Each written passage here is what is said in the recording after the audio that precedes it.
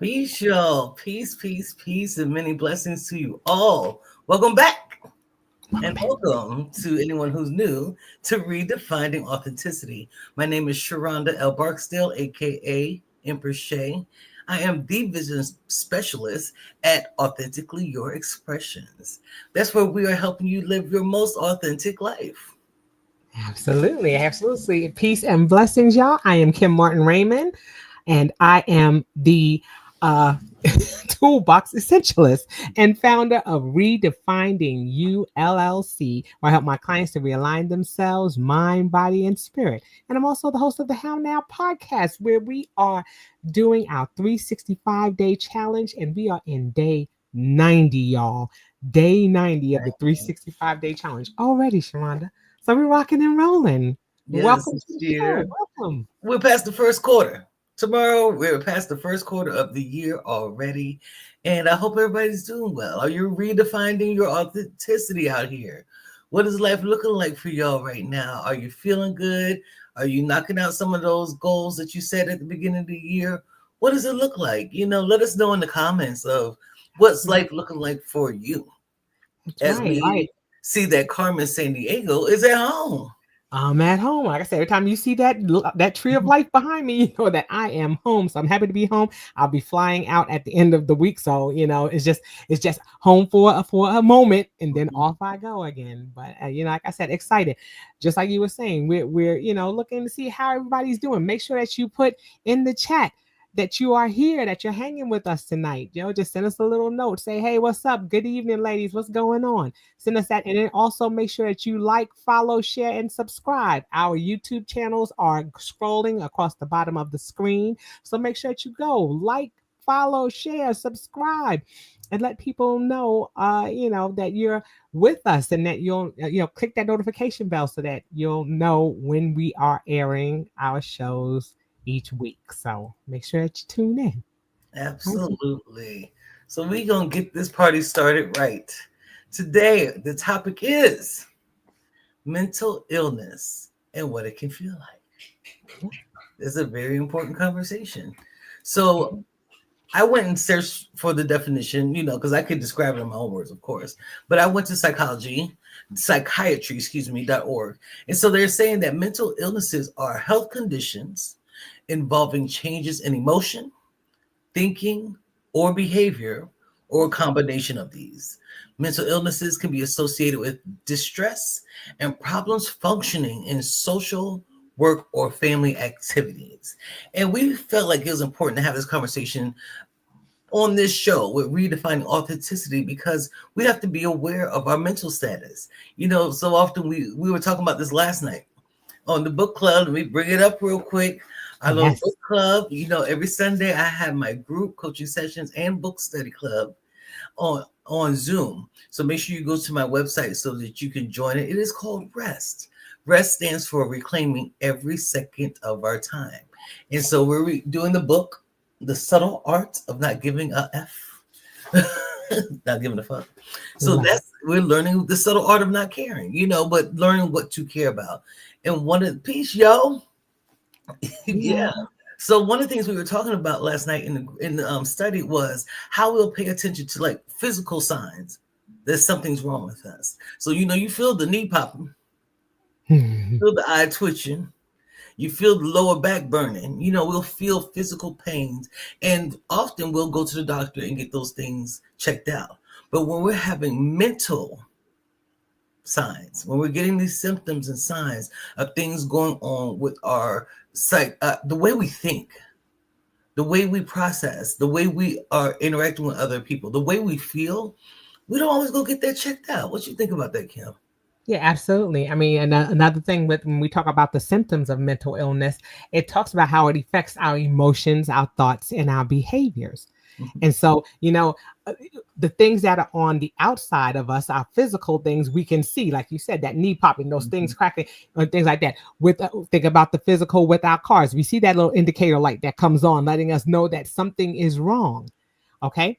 But sometimes we have those triggers or those little alarms that go off, and sometimes in issues of mental illness, it's a little more difficult to see those because you you may not necessarily know that what you're experiencing, you don't know if others can see that as well, and so you're not as inclined to say anything about it right away. But we're going to get into that when we're talking about, but it really does, it affects your emotions, your thoughts, and your behaviors, because those are all things that start on the inside and begin to manifest on the outside. And so, it's definitely a topic that we want to talk about, especially in the African American community, because that's something that is so cliche. People don't want to talk about, I'm not crazy, there's nothing wrong with me. Nobody is saying that you're crazy. It just says that it can affect your emotions, thoughts, and behaviors. But, we automatically, associate that with negative aspects, because we hear about people who have things like schizophrenia. We think about those mental illnesses that are the extreme. And when we see those, we try to say, well, I don't associate with that because that's not me. But there are so many different levels and so many different things. So the symptoms and things can vary, based on the circumstance, and other factors. Right. So historically, in the Black community, that's the things that they used to test us. We became very testy before they started really working with animals and stuff. And even when they were working with animals and mice and things like that, they still were working on African Americans because they couldn't understand us, how we ticked, and they wanted to understand themselves better. So we tend to be we were test dummies. So when it comes to psychology, a lot of times we don't want to be bothered. We do not want to find out. We don't know what kind of medication they about to give us. They call it a shrink. So is it going to shrink my head? There's a lot of connotations behind psychology and mental illness, especially with the Black community. So we're trying to break that. We're trying to break that mold. There are so many more people that look like us. One being Miss Larnika Lavis, Linky Love, and that's who inspired this show tonight. She's something she shared, and she's an excellent therapist. And so I wanted to talk about this tonight. Mainly because we need to be aware. It's a conversation that's coming up a lot lately in the news and everything else. And that's what rest is for, reclaiming every second of our time, making sure we're taking care of ourselves. And that doesn't just look like self-care, going to get our toes done. Right. That also looks like going, yes, she's a bomb. That also looks like going to a therapist. So I want to implore you, if you don't pick up anything else from this conversation tonight, just get checked out. If you're having some of these issues that we're going to talk about tonight, see someone. That's right. Absolutely. Absolutely. So we're gonna dive right in. And like again, we're gonna be talking about mental illness can feel like. We're gonna talk about some of the things that it feels like. Okay. You feel like you're trapped inside your own invisible prison. Okay. And when we think about that, because sometimes what we may be experiencing mentally, we, again, like I was saying earlier, we can't necessarily determine whether that is something that somebody is experiencing in their mind, and can everybody else see what I'm seeing, or is it just me? Yeah. And so is that struggle within your own mind as to what is real and what is something, it may be something that you may feel, am I hallucinating, or is this really happening in reality? So yes, it becomes as though you're in an invisible prison, because you don't know what's exactly real and what's not. Absolutely. So Yeah, that trapped inside you. I've been there before because I've dealt with depression and anxiety. And it's when you're in your own head, you're in your own head. And that's what it feels like when your thoughts are, and really it's the brain's way of trying to protect itself from the outside world because it feels triggered or unsafe. There's something that happened, some traumatic event, something like that happened. And so now the brain wants to shut itself off. So when you start realizing I'm just in my head, I'm in here with my thoughts and I can't relate to anything going on out there, that's a clear sign that you possibly could be going through some form of mental crisis. And that's one of those things where you should definitely go get some help. And I did something, and it's rough. That's hard because when I have a family member who's very much a paranoid schizophrenic, and so everything is here. Everybody's trying to get me, even the people on TV. Everybody talking about him. Everywhere he goes is something happening to him, when reality is here. And so it's very hard to call people out on this, Kim. It's very because again, when you're in your own head, you're thinking you're the only one that's right. Right. So it's hard to say, no, that's not actually happening. out here because they don't Hmm. believe you. They think it's you. Right. Yeah. Yeah, and then like you said, it becomes a prison. Hmm. Because like you said, you can't escape your own mind. It's always with you. Your thoughts are always with you. Yes. And so, because you can't release them, yes, you do. You feel like you're in prison. They say, you're a prisoner of your own mind. And so Yes. there's a lot to be said to be, and then and like I said, if you're having delusions, or you're having hallucinations, Hmm. that's a difficult thing too, because then you're not sure if it's really happening. And so if you're They not almost sure if it's not. really happening, you don't know whether to ask for help or not, because you don't know if it's just, it's something going on. So it's difficult. It's difficult to identify because Yeah. it's hard to get outside of your own head. Yes. Mhm. And but Yeah. it's good for those who are not having these experiences, but you're around people who are having that experience to be able to identify it could be a mental illness. Stop calling people crazy. Right. It's not that they're just crazy. There's something that's not connecting correctly in the brain. Some neurons are off, something happened, and they have lost touch with reality. Help. Just help. Right. See what you could do to help them, comfort them, and see if you get them some help. Again, it's often very hard to get people like this help because it's now their reality and they think something's wrong with you. However, do what you can and be aware that this isn't just somebody tripping. It's not Right. just that. It's not that simple. So yeah, we'll move to the next one. It says you really want to get better, but don't know how. And isn't that beautiful to start with the fact that you want to get better at all? Go ahead. What Yo say? Yo said, I understand. I had to find normal levels of stress. My mother was bipolar. A few other, I mean, was bipolar. Bipolar, a few other things. And it was hard to see what was normal for me and what was not. I Yes. love having therapy. Yes. And that ties into exactly what you were talking about. Go ahead, Sharonda. Thank you for sharing that, yo. Yes. That therapy will help if you're raised by someone who has those issues. Absolutely, give you your new normal. That baseline can be off when you're dealing with or in relationship with someone like that. Even when Mhm. you're raising, when you're taking care of a parent or even somebody that you're married to or a friend that has dementia or anything like that, their reality gets distorted, and sometimes it distorts yours a little bit too. So it's Mhm. always good when you're a caretaker or you're being taken care of someone who has mental illness to make sure you're getting therapy as well. Love Yes, that. Thank you absolutely. so much, yo. But yeah, Absolutely. so you want to get better, but you don't know how. You don't know what the resources are. Always find ways to reach out. I believe 211 is one of those numbers you could dial with United Way, and they can help you find the right resources. You can type in therapist. You can look for those spaces that, and or you. I'm using this. Y'all take this with a grain of salt. Mhm. Google what you're feeling Mhm. and then see what type of doctor you can reach out to. Don't just Google what you feel and then write off that. Take off running, thinking that everything's wrong with you. Now I'm broken. Google have you think you got everything. Right. It'll have you Yes. self-diagnosing. But once you start connecting things and it says you should see this specific type of psychologist, psychiatrist, whatever it is that you need to see for this type of work, there's still a doctor. It's just like going to your medical doctor.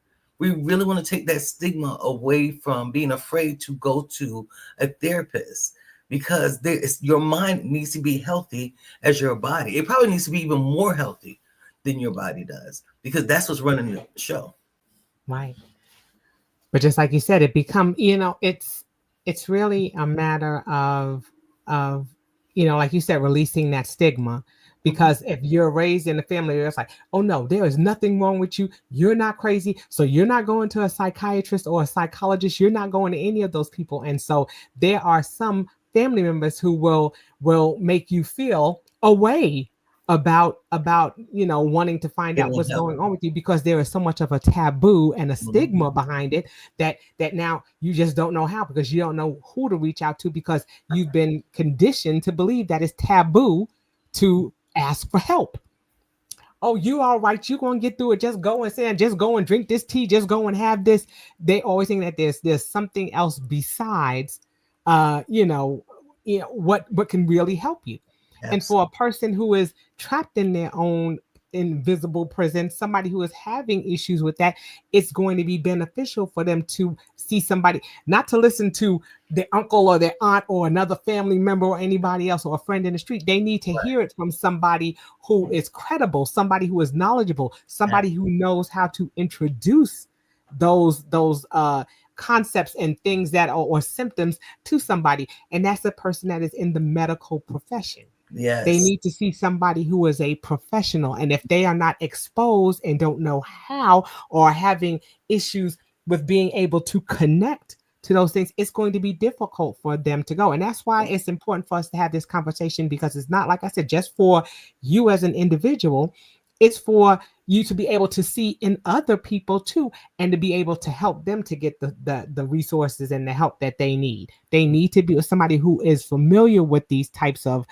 mental illnesses, who can speak to them in a language that they'll be able to understand. And it's not saying you crazy, there's something wrong with you, because all Yes. that's going to do is make them even more sheltered and closed in, and they're going to begin to isolate. And that's where we have issues with things like suicide and other things coming up, because now that they don't have anybody to connect with, Mhm. and so they don't see any way out, and that's where those suicidal thoughts and things begin to come in.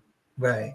And please know that this isn't always about getting on medication. Sometimes talk therapy can solve a whole bunch of problems. You have an unbiased professional in front of you that don't know nothing about your business other than Right. what you share, and they're not judging you. They're none of it. They're just listening and trying to help you process through what you're going through so that you can heal. However, there are also holistic practitioners that are doctors out there.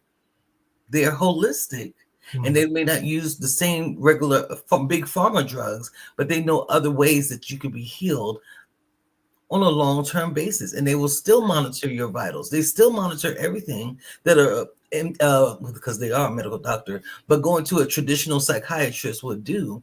However, you're doing it holistically. They're out there. So Right. again, we're trying to release the stigma of being afraid to walk into these spaces and saying, "I need help." My medical doctor is very holistic. I don't. He doesn't give me everything that's. I have to go to the pharmacy to purchase, and I'm grateful for that. I mean, once things get too bad, of course you got to get you going to get the pills, and it's because they don't want you to die, right? Right. But at the same time, know that you have options. There are options out here to get help. Yeah, But absolutely. not knowing how, you just gotta just try to dig a little bit. But you really want to get better? Is a check engine light. Having that Mhm. feeling, your body and your mind saying, "I want to get better," is a check engine light. Low Right. fuel light. That's one of those indicators Kim was mentioning earlier that comes on in the body that says something's off. Right. Right. And then it's also going to, I wanted to say, Yo said, talk therapy helped me way more than the meds personally. And do is the way I go also, and the thing is, like you said, when you go to when you finally, reach out to someone, they're going to be able to meet you where you are.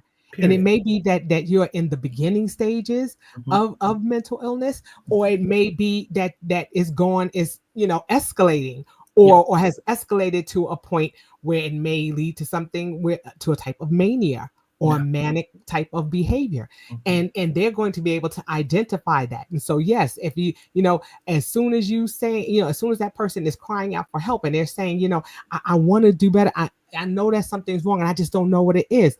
That right there, like Sheronda said, is that indicator light saying, okay, this person is asking for help. How am I going to provide that help that they need? Not just get away from you, getting on my nerves. I'm tired of hearing this, blah, blah, blah. We have to be empathetic. We have to really realize that when people are telling us that something is wrong, or that we're not telling them that they're being extra or that they're doing the most. That we're not saying that to them. We're saying, okay, I believe that that's what you're experiencing because you're telling me that's what you're experiencing. And if Yeah. they're telling you that, you're believing it and going to take the steps that way they can determine where they are and where they need to go in the process. That's right. You know, and so moving on, it says never knowing how you'll feel each day. Some days you may wake up and feel perfectly fine. You may feel like everything is good. You feel like you have a sense of what's going on around you. I think about people who who may have schizophrenia, who may be in a certain space at one moment, and then next thing you know, things shift or things change. Yeah. And so never really knowing how your day is going to go. There may be days, if there's depression involved, where you may feel like you don't want to get out of the bed at all. Hmm. And there may be other days where you get up and you're ready to go, and you feel like you're making progress in your day, or reaching goals and things of that nature. But that feeling of, I'm opening my eyes every day, and now I'm like, okay, so what's it going to be like today? Is Hmm. today going to be a day that I have a break? Is it, or is it a day that I'm going to have a psychotic break? Is there something that's going to change my mood once I get up? Yes. And that feeling of not knowing can lead to isolation and fear, Mhm. because now you're just not sure what kind of day it's going to be. It can start out one way and end up another. So, Yes. you know. Absolutely. Waking up, if you wake up when your eyes pop open, you're already filled with anxiety. That's telling you, that's a check engine light, that's an indicator, because not knowing how you're going to feel is some form of instability going on in the brain. And it's Mhm. scary. It's scary to wake up and just have to tap into, who am I? Or what am I feeling? Or what am I thinking? Do I feel unstable? And that's one of those signs to go get help, to go talk to someone, because that's frightening. You'll say, well, I don't have the mental capacity to help. I try to provide the resources for them, period. Having the information could save someone's life. Just be kind. You never know what the next person is going through. And that's the realist. That's the realist. When somebody, especially if it's somebody that you're sleeping in the bed next to, and every time they wake up, your first response may be like to, oh, here we go with this again. Oh, you sad one day, you happy the next day. Which you gonna be? Which one you gonna choose? Those type of conversations. You have to pay attention, and that's a check engine light for yourself. If you're not Mhm. necessarily the one going through the mental illness, but the person you're with is back and forth, back and forth. Now, sometimes it will be perimenopause. I'm just gonna throw it out there. Sometimes perimenopause. Sometimes if your person's pregnant, your hormones are unstable. Hormones have the ability to mimic some of this sometimes, where you're feeling very unstable. However, when you see that this is just a pattern going on, and other things usually come with it, how the person whether they can function through the day at all, whether they're getting up, getting dressed, and going to work every day, you have to keep measure on. And I think because I just tend to be very observant, I don't know. I watch people. It's Mhm. just it's my nature to pay attention to what's going on. So the moments a little you limp a little bit different than you did yesterday, I'm be like, what was that? Right. What was that? And I try to keep eye and, but that's that empath in me too. I pay close attention to levels and how stable a person is, because we're gonna get help. Right. We're gonna get help. And I try to pay attention to it within myself as well. So yeah, not knowing how you feel, it could be Yeah. an indicator. Yeah, especially like you said, if you're a parent, if you have children, and Mhm. you're having to, make sure that they get off to school, okay, that they have to get picked up, and or you're a spouse and you are, responsible for things that are going on in your home. All those things are going to come up, and not knowing how you're going to feel each day, of course, like Sharonda said, is going to bring anxiety right away, because you just don't know what kind of day you're going to have, and if it's going to be one of those days where you check out, but people are depending on you. People are dependent. So, and that's where those people who you're taking care of may say, hey, something is off, something is different. And that's where you have to be able to identify. Absolutely. Mhm. Right. So the next one, okay, is having to explain yourself to others. And there's a frustration that Mhm. comes with having to explain yourself to others.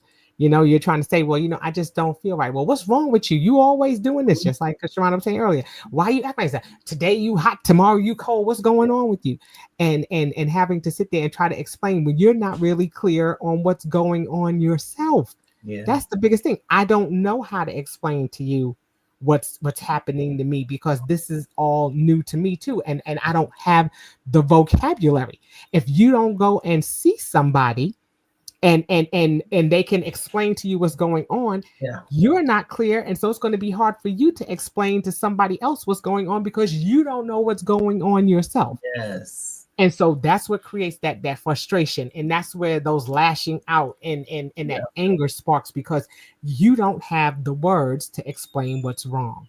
and Exactly. nobody's giving them to you. You feel trapped. And so all of these things combined, and somebody's just sitting there talking about, you crazy. Why you always acting like that? You don't have the words Yeah. until you go and find them, Yep. or until somebody tells you what it is and What you it can is. be, and you can articulate that. There's got to be a level of frustration that comes from Got constantly having to explain to somebody something you're not familiar with yourself. yeah. Yeah. That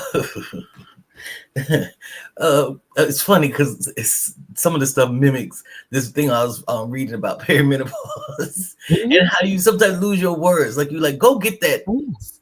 hammer, but you meant my purse or something. It's Right. like I'm changing out my words, and that's Right. hard even in and of itself. But yeah, if the mind is not functioning the way that we want it to, it looks like that little scribbly right above what we're talking about right now. It's like your brain has gone into a scribble and you don't know how to really vocalize what you're feeling, what you want them to know, what you need. That's an indicator. That's one Mhm. of those things to tell you that you could be going through some form of mental illness. Doesn't mean that you have to be afraid. It just means you just need some help. Again, Right. and you have to know, like Kim said, going to talk to the right person. Telling people around you, my knee is clack, clack, clacking. My knee is making a clack, clack, clack noise. What she say? She said that menopause is for the birds, and she's right about that, because there Right. are so many things that mimic other things. And so we're not saying these things, and you're like, oh my goodness, oh Lord, I think I have mental Yeah. illness. No, Yeah. there are some things that mimic or have similar symptoms. And so we have to be careful. That's why it's important to go and meet with someone who can help you to identify what actually is mental illness and what is not. So I was saying that when your knee is like clack, clack, clacking, you tell people my knee's making this clack, clack noise, and everybody telling you go sit in the tub with Epsom, all the non-professionals telling you what you need to do, or wear this knee brace and all this stuff, and you go to the doctor and find that there's some form of cancer there, or there's something you've done ran down the bone. What's the cartilage and stuff inside the bone. Now we got to do some surgery on it. When all you think is my knee's clack clacking, it's bone against bone, or anything could be going on in that knee. That's why we go see mental health professionals, because some of the things that we cannot articulate, this person has studied for years and years and years in order to help us understand the clack clack clacking in the brain. It's very similar. Mhm. Your body and mind are equally important. When you see some symptoms showing up and you're struggling with your words, or you're struggling with how you feel every day, indicator light, let me go see this type of doctor. Yes, I know you know Dr. Johnson for the past 20 years. That's who you've been seeing about all your ailments. But Dr. Johnson don't specialize in mental health issues. Right. I'm Right. sorry. So we just find another doctor, Dr. Smith, over here, and you could love Dr. Smith just as much as you love Dr. They work in tandem with each other. That doesn't mean you leave one doctor. They work with each other to make sure all your medications and all the work that you're doing with them coexist for you in your favor. Don't be afraid to get this help. I love that. And it's like you said, just like you were talking about the two different doctors. Sometimes it's important to have a team of doctors. You may have to go to your, if you don't know how to get better, you want to get better, you don't know how, start with your primary, and hopefully, if you have good doctors, they will refer There you you to somebody if it's outside of their realm of specialty, go. of Absolutely. the realm of what they do. That's why you have an OBGYN. That's why you have your regular doctor. You have dermatologists. You have ones that, and hopefully they will refer you to the right people. So start baseline if you need to start there, and then work your way up. And if they're Yeah. not doing that, then that's where you start seeking a second opinion. Mm-hmm. Okay. Yo says other health conditions can also give you that as well, just like you're mentioning the perimenopause. As a type 1 diabetic, most diabetics deal with depression issues because you can't eat nothing. Your sugar is all over the place, and they go hand in hand. So sometimes if your sugar levels are completely out of whack, your body and your brain go into a form of depression, And and you you feel feel it. it. Absolutely. Yeah. Absolutely. So like I said, certain things, manifest or look like a similar thing, but until you go and get it checked out, that's when you find out what it really is. All Yes. right, moving on. You got it, Sheronda. It's on you, baby. Okay, not knowing if you'll ever be happy again. Now we're gonna be talking about this topic of happy soon, Yeah. but just not knowing if you ever feel that feeling of contentment again. I'm just always in this funk. I don't know how to get out of it. I'm always in this vacuum, and I can't seem to find my way out of it. Again, that's Yes. another indicator that something is going on. And being happy, it's being happy to do something, or it's doing something that brings you a level of contentment, or that Yeah. makes you feel that sense of happiness. And if you don't have anything in your life that's going on that's going to help to bring that, yes, that's where that depression starts, and that's where that spiral starts. Yes. And Yes. if you're not around the right people, it becomes crabs in the barrel, and they're just pulling you down. And there's just somebody who's going to agree with your unhappiness. Yeah, I'm just, everything is going wrong, and man, that's just, I can't stand it. And so now, like I said, the vacuum begins, and you can never find your way out. So it's getting to that point again. It's that not having clarity about Yes. various areas of your life. And so then, like you said, you can't see where am I ever going to feel that joy or that happiness again. Yeah. Thank you, yo. Yeah, we tag team out in this joint. Don't stop me, tag team back again. No. Okay. But yeah, if you hear yourself saying, I don't know how to be happy, indicator light. Just an indicator light. It doesn't mean that the engine has blown. It just means that the engine needs to be tended to. Yes. Every time you see your check engine light on, it doesn't mean it's the worst possible problem in the world. The same way, if you're feeling like, I don't know how to be happy, I want to feel happy again, it doesn't mean that you are doomed. But when you start going for these mental health checkups, they can help you redirect you in the spaces where you want to be. They can help point out maybe something that happened that you didn't realize impacted you as much as it did. You had maybe a lot of people get divorced and they think it's just divorce, but divorce brings on grief because it's the end of a season. It's the end. Mm-hmm. Losing a job brings on grief. So people, they've disconnected. I didn't like that job anyway. I didn't like that woman anyway. They think you're separated and completely severed from it, but Mm-hmm. emotionally and mentally, you're still being impacted. And so now you're thinking after you done lost his job, might have found a new one or got divorced, it might have met somebody new, but you're still not feeling quite happy. It's Mm-hmm. possibly because you haven't processed through the loss of the last thing. So that's why another one of many reasons why Mm-hmm. it's important to go see a mental health professional when you're going through these type of emotions. Absolutely. And then you have to also be able to define what is happy. What does happy mean to you? What is the definition of happy? What does Yes, that mean? Sometimes it's hard. How can you be something that you don't know, or you don't understand what that is? that And is. that's, like I said, it's such a broad term. And just like you said, it's a whole thing of happy. Is that an emotion, or is it a verb? Is it an action? And so those are things, and we're going to talk about that real soon, y'all. But yeah, just being able to define what happy is, and to even be able to tap back into a space when you were happy. Right. Can do you have the mental capacity to even think back to a time when you were happy, Yeah. to know whether you'll ever be happy again? What does happiness look like for you in the past?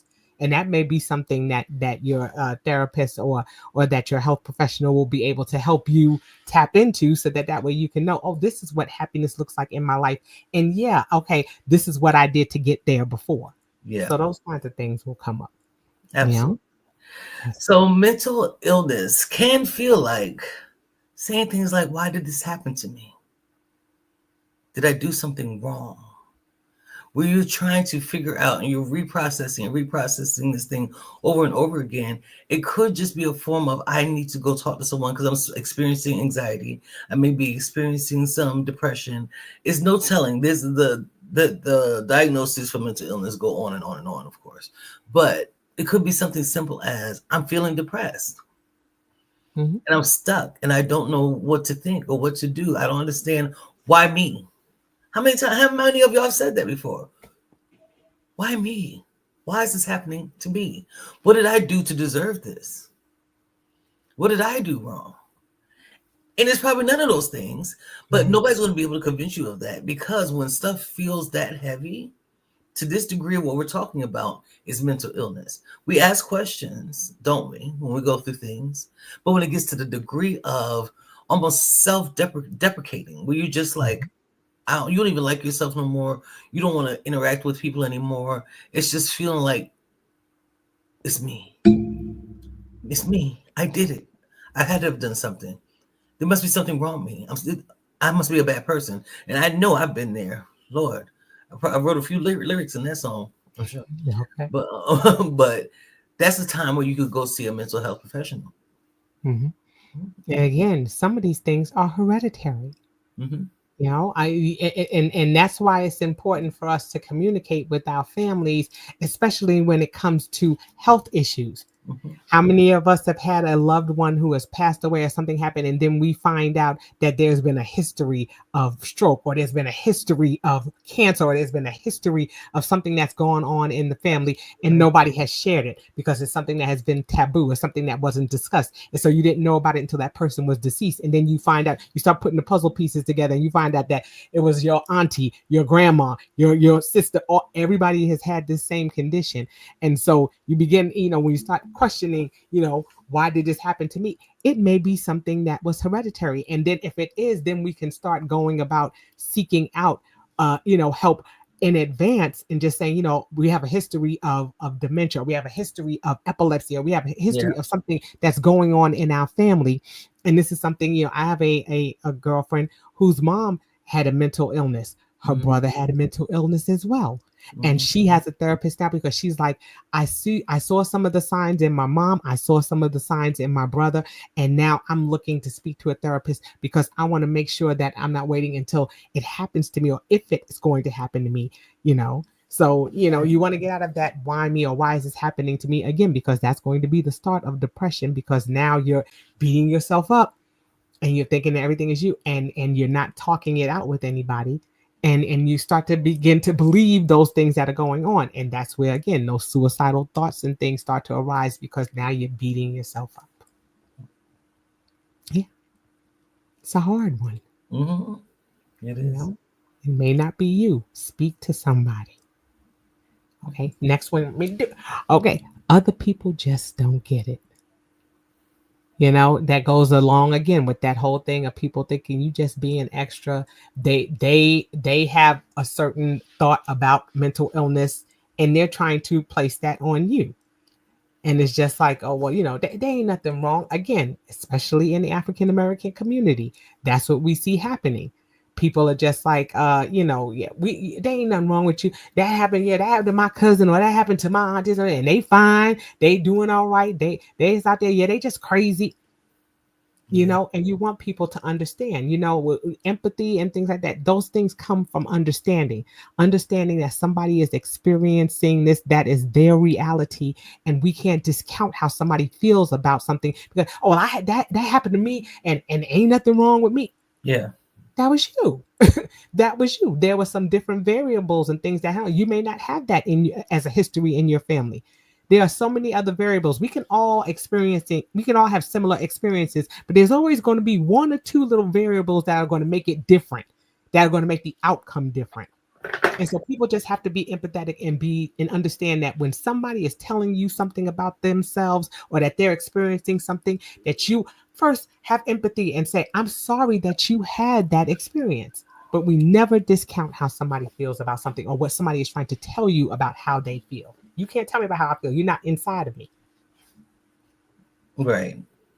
Yeah. And that thing of other people just don't get it. Sometimes it's being trapped inside your invisible prison. It's very much that you're in your own head and you feel like other people don't understand you. And that also goes along with having to explain yourself to others. Sometimes when you're having mental health crises, you don't always articulate yourself well.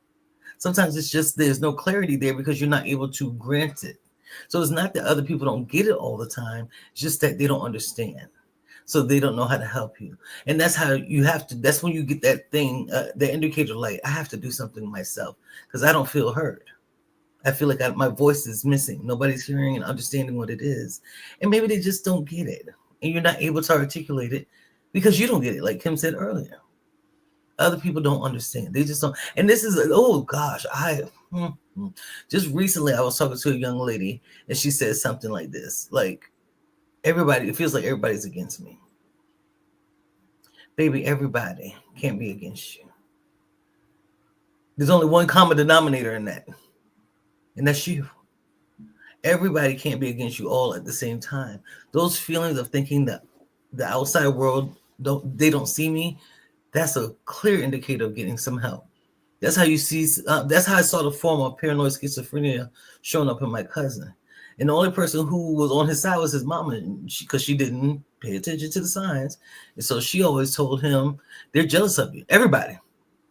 The rest of the world was jealous of him, and that's why he was going through the things he was going through. Every job, somebody was jealous of him. That's what she said. Oh, they're just jealous of you because of your complexion and your eye color. They're jealous of you. Everywhere he went, in the mall, stores, the movie theater, because he would have conflict everywhere he went. But that's an indicator too. You having conflict everywhere, there's something going on. And everybody don't get it. That's telling you right there, I may need some help. Mm-hmm. Or I need to talk to somebody because they might help me understand what's going on. Why these people aren't getting it. Let me talk to somebody who don't know me. Now, if that person don't get it either, I don't know what to tell you. Right. That's critical. Mm-hmm. Okay, let's keep it rocking. Mm-hmm. Wanting to press self-destruct out of desperation. Mm-hmm. Again, that's what we're talking about when that depression comes in. You're just spiraling, and you're just feeling like, you know what? Nobody's gonna understand. It's all about me. It's a combination of all of these things. Yes. I'm not gonna be happy. Yeah, I'm having to explain myself all the time. I don't know how I'm gonna feel. I'm just tired of living in this vacuum. I'm tired of living this cyclical life. Things are just going, and nobody seems to understand. And so, maybe it's just best if I go ahead and check up out of here because I can't face what's going on. And we see this happening in our society. People that we think are you have people like comedians and people like that who are ending their lives because they're just feeling like I've had enough and I just don't see any way. You're trapped in that prison and you don't see your way out. Yeah. And so those thoughts begin to come in, and if there's no one there to see those signs outside of yourself, yes, that's what happens, because there are people who are in the same house that may be a sibling, and you're saying that's my brother, that's my sister, that's somebody who I lived my whole life with. How could they even have those thoughts? Because we don't know what's going on up here. Absolutely. And so we have to, that's where we have to be mindful and look for the signs outside of themselves, because they're not going to see those signs at that point because they're too far gone in their thoughts and in their feelings about that. And they've made up their mind that that's the way that they need to go. And those who are not paying attention or not really, tapping into those signs that they may be showing, those little indicator lights, that's when we lose them. Absolutely. And this self-destruct, one of my favorite shows used to be Intervention. I watched Intervention like I was a junkie, okay? Because I was watching the back episodes, because what intrigued me the most was the majority of time, these people who had these alcohol addictions and drug addictions, they had some form of trauma related to it. That's what always intrigued me with it. And that's why I watched it so much. I wanted to hear their story. Yeah, we're going to get to the intervention part, but I wanted to hear when the family starts telling about or the addict starts telling about what happened to them, then you get to see why they are self-destructing. 9 times out of 10, it was some form of sexual abuse. Some really, really, really bad, or that one time out of 10, it usually was a parent who died maybe at a young age or something like that. But either way, trauma, some traumatic event happened and they couldn't figure out how to be in control of life anymore. So then they let it spiral out. They just let it all fall to pieces. So then you see them drinking. I'm not talking about somebody who drinks every night. I'm talking about people who drink all day. They wake up. If they don't have that first sip in the morning, they have the shakes. And they'll end up in the hospital if they do not drink. Like true heavy addiction, the drug addicts, the ones who are doing everything they can. You see the prostitutes. It's not just because they like having sex and they like selling their body. They're usually feeding some other addiction, or they're using their body to get rid of some pain. Mm-hmm. And so those are forms of self-destruction as well. We you know we our heart aches for all of it. Mm-hmm. Our heart aches for all of it to want to end it. But the moment you start feeling like I don't want to live anymore is the moment to get help. That's another check engine light that I'm aware of now. Well, I don't want to do this anymore. This life thing ain't working for me. I'm going to check out. No, please check in and get some help. Please, please, please. I implore you. I beg of you. Mm-hmm. Check in, get some help. Contact somebody who can help you through that space because you're worthy. Absolutely. You're worthy of having a life that doesn't feel like this. And there are so many things out here that can assist you. So get Right. help. Yeah. And when we see people who have committed suicide, then you have these people that come with this outpouring of that person loved life, that person always helped, that person always did that. Mhm. And for some reason that person doesn't see that in themselves In anymore. themselves. Okay. And that's where it comes down to that final thing where it says you're a bad or unworthy person. Mhm. And that's where it is important for those loved ones to have those meaningful conversations with you, those honest conversations with that person who they see those signs in, and Yeah, letting them know that they are loved, letting them know that there are so many things that you're doing, especially if they have children, or your kids, you're a great mom, you're doing things like that. They need to hear those things, and absolutely. to validate their worthiness. Yes.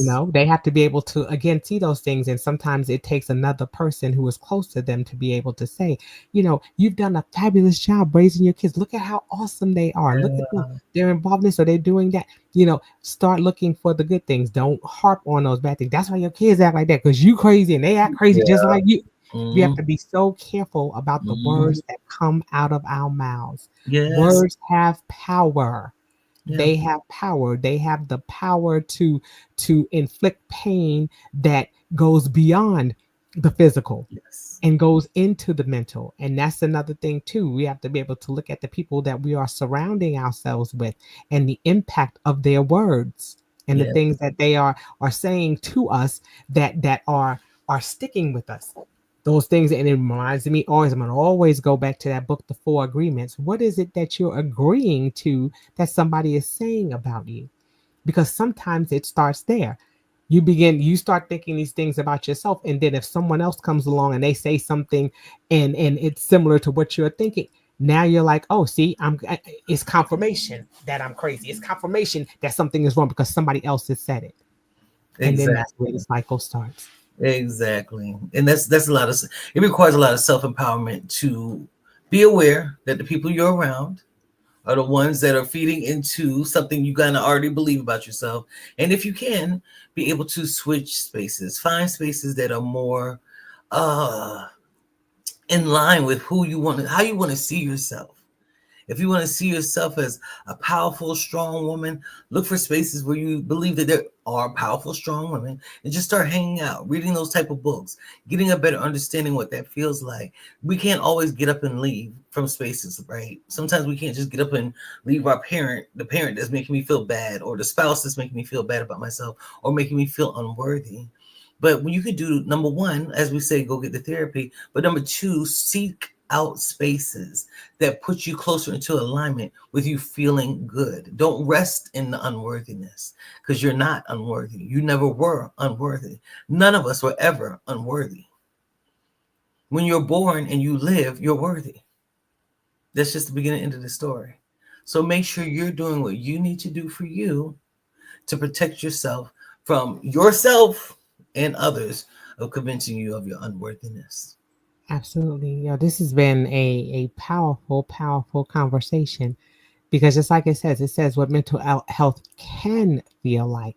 Ken. Okay. It can feel like these things, and it may not necessarily be what it is. And that's why it's so important. And we've said this repeatedly, through our talk here, that, you have to reach out to someone who can help you to identify what these feelings are, Uh-huh. and making sure that, if it is something that is a part of mental illness, that we're catching it early enough that we can start taking some of the steps to help it not to accelerate.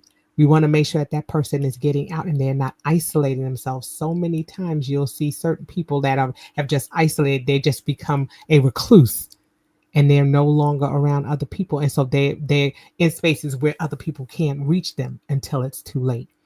And so we have to really take time. If there's somebody who, used to be a little outgoing, and you've noticed that now there's been a change, because like we said in the beginning, that mental health is about changes in, mood, extreme mood changes, withdrawals from friends and activities, being tired, and having low energy, and issues with sleeping. All of these things start coming up. And if we see them coming up, we have to be able to help them to reach out.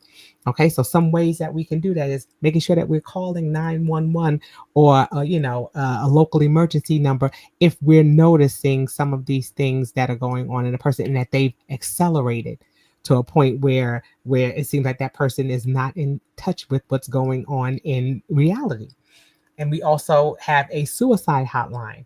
They can either text 988, or they can, and that's they can text or call 988. Like she was saying, 211, you can call 988, and that helps you to reach the suicide and crisis hotline. And that's available 24 hours, 7 days a week.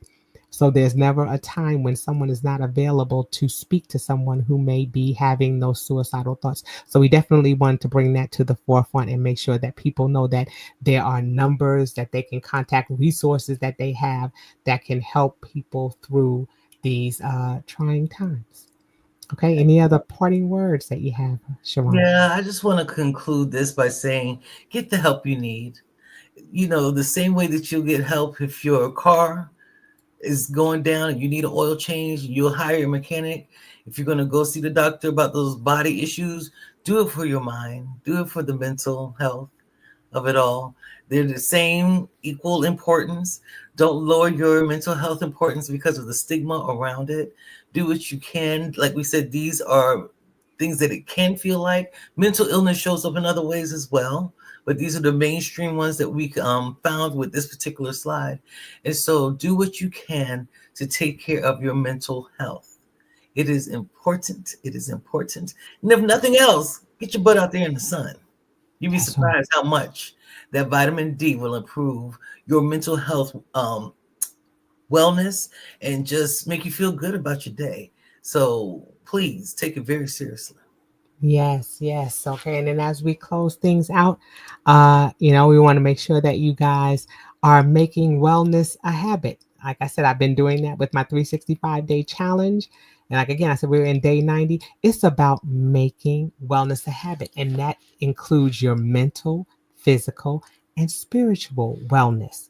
They all have a way of intersecting with one another, because they Yes, affect, each one affects the other. And yes. so it's important that we make wellness a habit, and we want to start by making sure that we make mental health a priority in Mhm. our lives. So make sure that you're reaching out, make sure that you're checking out those numbers, making sure that you're checking in with your professional, health provider, and getting the help that you need. Again, guys, remember that our YouTube channels are scrolling across the bottom of the screen. At the end of the show, you'll see the QR code to go in. Please make sure that you like, follow, share, and subscribe. And again, smash that notification bell so you always know when the show is coming on.